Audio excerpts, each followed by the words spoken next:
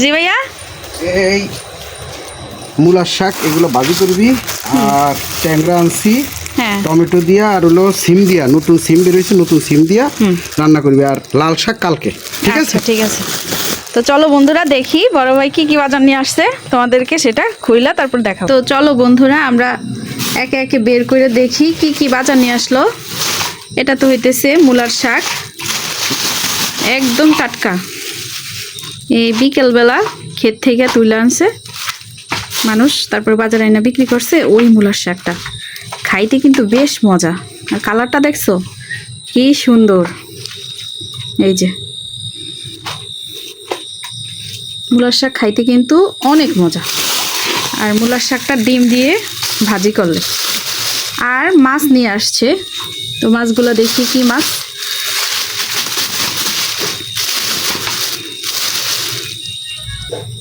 আর আনছে হইতেছে ট্যাংরা মাছ।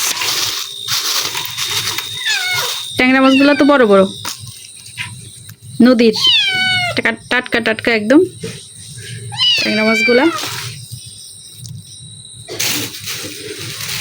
আর আনা হয়েছে লাল শাক, তাও একদম টাটকা।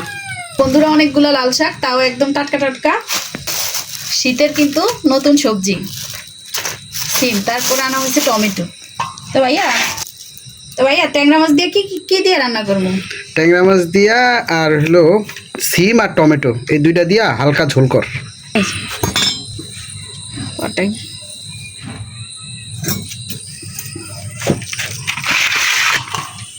তো বন্ধুরা মাছগুলো এখন কইটা নিব।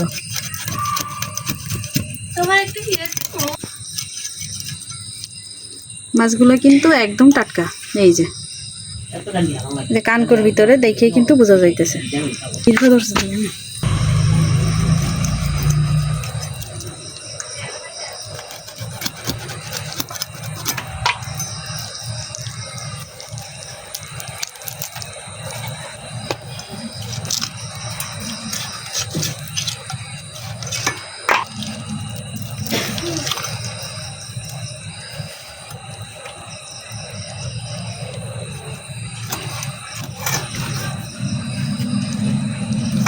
দুই ভাগ করে নিই। আমি মাছগুলা সুন্দর করে একদম কুইটা তারপরে ধুয়ে নিয়ে আসছি। তো এখন রান্না করব আমি রাত্রে, যেহেতু এখন রান্না করব তাই সবগুলা মাছ নিব না, অর্ধেক নিব আর অর্ধেক রাইখে দিব।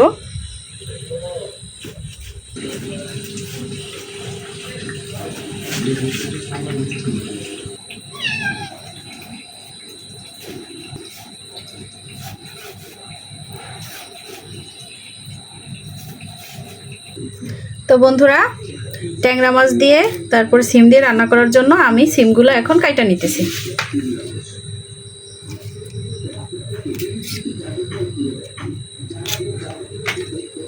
অনেক ভালো ছিল, সিমগুলাতে কোনো পোকা নাই।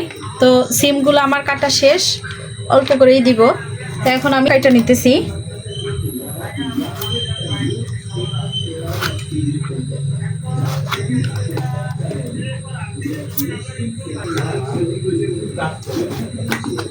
তো বন্ধুরা আমার টমেটোগুলোও কাটা শেষ, সিমটাও কাটা শেষ, এখন আমি রান্না করব।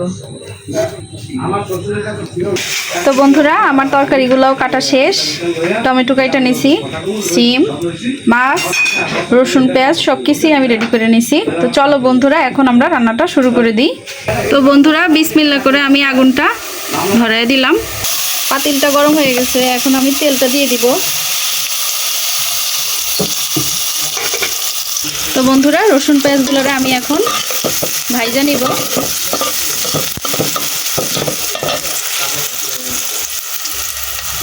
বন্ধুরা নদীর থেকে তুলে আনা একদম তাজা তাজা ট্যাংরা মাছ, টমেটো, সিম।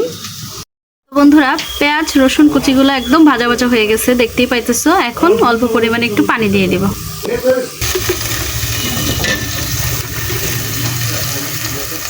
তো বন্ধুরা এখন দিয়ে দিতেছি স্বাদ মতো লবণ, পরিমাণ মতো হলুদের গুঁড়ো, পরিমাণ মতো মরিচের গুঁড়ো। এখন মশলাগুলোরে অনেক ভালোভাবে কষায় নিব। মশলাগুলো যখন কষে আসবো তখন আমি মাছগুলো এর মধ্যে দিয়ে দিব। তো বন্ধুরা মশলাটা কিন্তু একদম কষা কষা হয়ে গেছে। এখন আমি ট্যাংরা মাছগুলো এর মধ্যে দিয়ে দিব।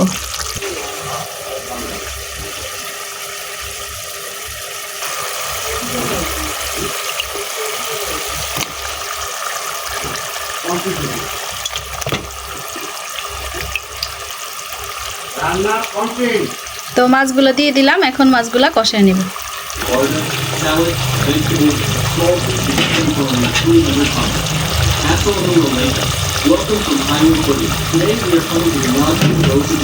তো বন্ধুরা মাছটা ভালোভাবে একদম কষা কষা হওয়ার জন্য আমি দিয়ে দিলাম পানি।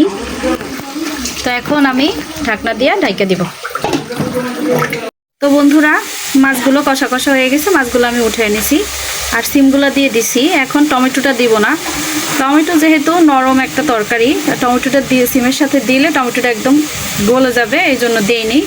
তো সিমটা দিয়ে দিছি, এখন সিমটার সাথে অল্প পরিমাণে পানিও দিয়ে দিছি। এখন ঢাকনা দিয়ে ঢাইকে দিব সিদ্ধ হওয়ার জন্য।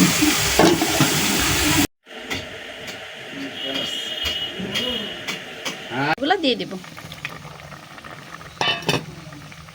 তো বন্ধুরা টমেটোটাও একদম ভালোভাবে সিদ্ধ হয়ে গেছে, এখন আমি মাছগুলো দিয়ে দিব। ধনে পাতাটা দিয়ে দিলাম। আসলে বন্ধুরা শীতের সবজি খাওয়ার মজাটাই আলাদা। তো সামনে যেহেতু শীতকাল আসতেছে, টাটকা টাটকা অনেক শীতের সবজি পাওয়া যাবে, তো জমিয়ে খাওয়া দাওয়া হবে। তো বন্ধুরা আমি এখন দিয়ে দিতেছি মাছগুলা। তো বন্ধুরা আমি মাছগুলো দিয়ে দিছি, এখন অল্প একটু উতরে নিব, তারপরে নামায় নেব। একদম জোস একটা কালার আসছে, আর ধনেপাতার যে ঘ্রাণটা অতুলনীয়।